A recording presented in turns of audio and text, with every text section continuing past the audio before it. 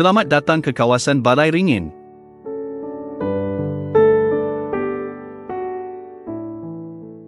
Jika kita memulakan perjalanan dari Semukoy Empegang yang merupakan lokasi kita sekarang, dan memandu terus menuju ke Bandar Sri Aman, di sepanjang lebih 30 km perjalanan di Jalan Pen Borneo ini, kita pasti akan sampai ke tempat-tempat di mana terdapat gereja Seventh-day Adventist. Sebahagian daripada gereja-gereja itu dapat dilihat dari tepi jalan raya, dan kebanyakannya terletak berapa kilometer masuk ke pedalaman, bergantung pada lokasi gereja itu berada.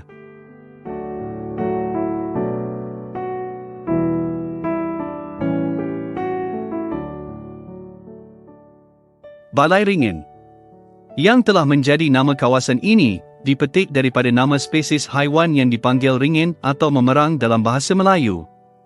Haiwan yang hidup hanya makan ikan. Ini menjelaskan mengapa ikan air tawar banyak dijual di pekan kecil Balai Ringin ini.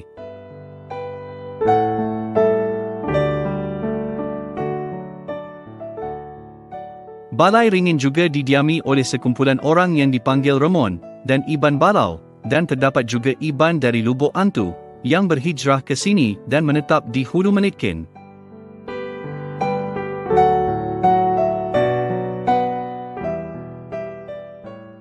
Kaum Remon, yang kebanyakannya tinggal di kawasan Balai Ringin ini, mempunyai loghat yang sedikit berbeza daripada kebanyakan orang Dayak lain, namun, dari segi perbendaharaan kata, mereka tidak jauh bezanya dengan Iban standard di Sarawak.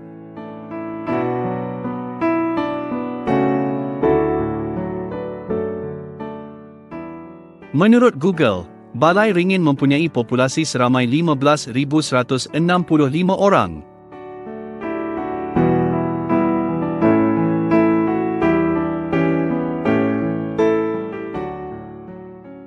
Daripada 15,165 penduduk Balai Ringin, hanya 666 sahaja orang Adventist.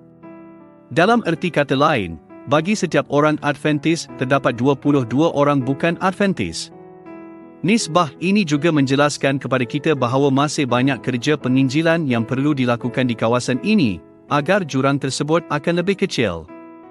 Supaya lebih ramai orang di Balai Ringin mengetahui dan menyambut kedatangan Tuhan Yesus yang kedua kali. Supaya perintah Yesus yang berbunyi, "Kerana itu pergilah dan jadikanlah semua bangsa muridku dan baptislah mereka dalam nama Bapa, Anak dan Roh Kudus, dan ajarlah mereka melakukan segala sesuatu yang telah kuperintahkan kepadamu," dapat digenapi.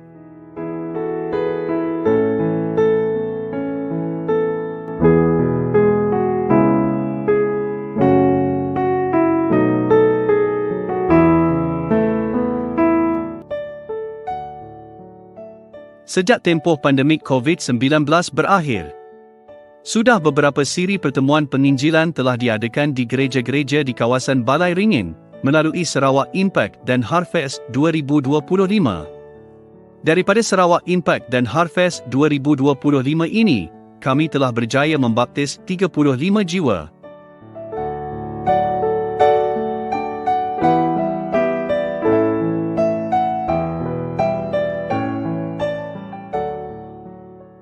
Daripada 35 orang yang telah dibaptis, melalui Sarawak Impact dan Harvest 2025, Ayat Lambor ialah salah seorang daripada mereka.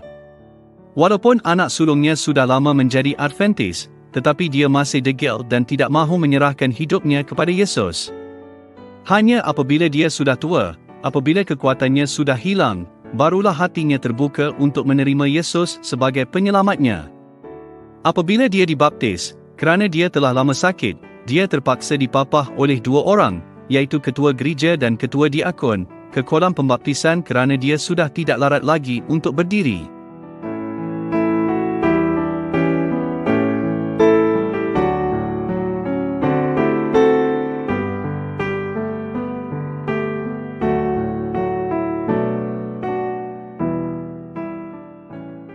Pada pagi ini, kita akan melawat ke sebuah gereja yang berada tidak jauh dari pekan kecil Balai Ringin. Gereja ini bertumbur disebabkan kerja-kerja misionari yang datang dari Air Manis pada tahun 1968. Jadi sekarang, kita akan mendengar sejarah penubuhan gereja semada daripada Elder Kimi, yang merupakan ketua gereja di sana.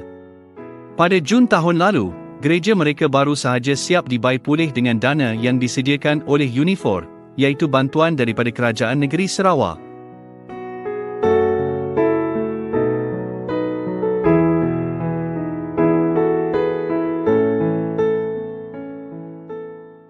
Sejarah Gereja Mesih Advent hari ke-7 di Kampung Semadak Balairingan Serian, Sarawak bermula sekitar Jun 1968 apabila Phineas Perintis menerokai kawasan Balairingan.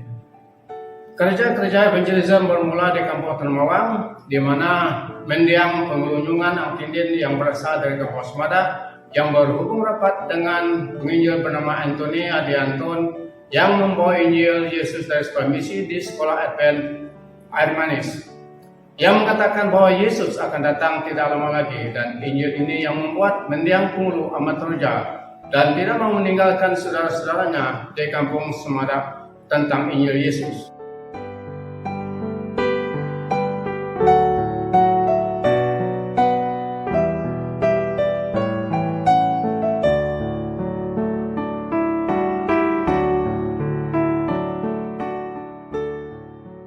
Dua kampung yang menerima Injil di bersebelahan dengan Tanmawang di kawasan Balairingan. Di sana guru Advent Adianton membawa ahli-ahli gereja di Semukoi bernama Manja, Budin dan Mendiang Melina pada pertengahan 1968. Selain itu, perwakilan Sarawak juga mengantar pelajar-pelajar yang belajar di sekolah Air Manis, sebuah sekolah yang agak maju ketika itu.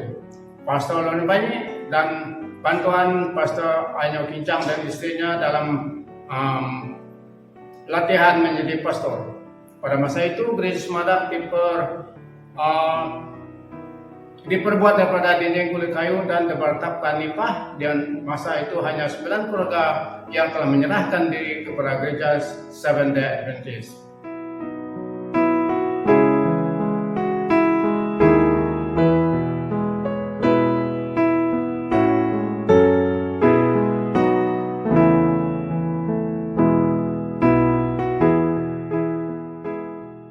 Misi Sarawak juga mempunyai sebuah kapal terbang, Fokker, yang membawa 2 penumpang diterbangkan oleh seorang juru terbang Inggris bernama Richard Hall dan istrinya dengan tujuan mengabarkan Injil.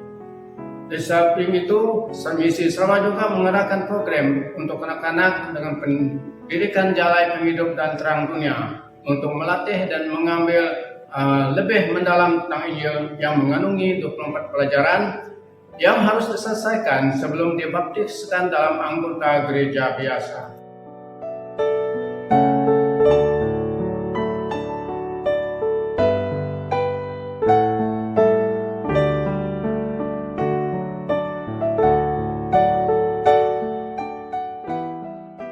Pada tahun 1970, misi membina sebuah lagi gereja baru untuk menggantikan yang lama.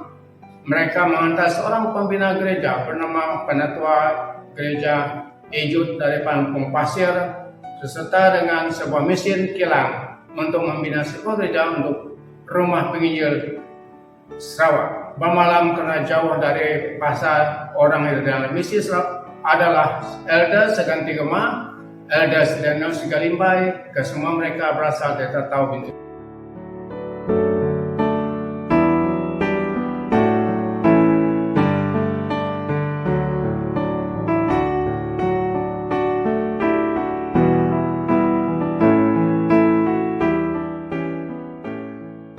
Pada tahun 2006, Gereja Mesih Advent hari ke-7 menerima bantuan daripada Unifor untuk membina sebuah gereja untuk anak-anak, itu Land Shelter, di mana kampung kanak-kanak dilatih untuk mempelajari firman Tuhan dan melatih mereka lebih lanjut tentang Yesus. Keanggotaan gereja semasa itu meningkat kepada 124 ahli gereja dan 245 ahli sekolah Sarawak.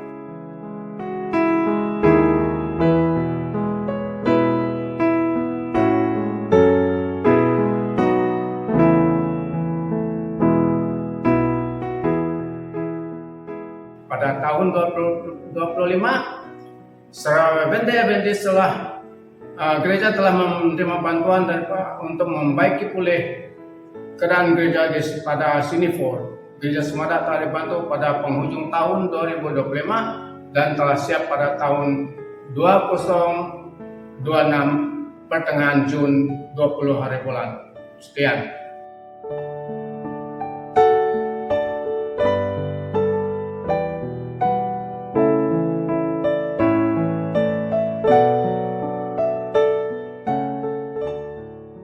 Sekian, terima kasih. Semoga Tuhan memberkati kita semua pada hari ini.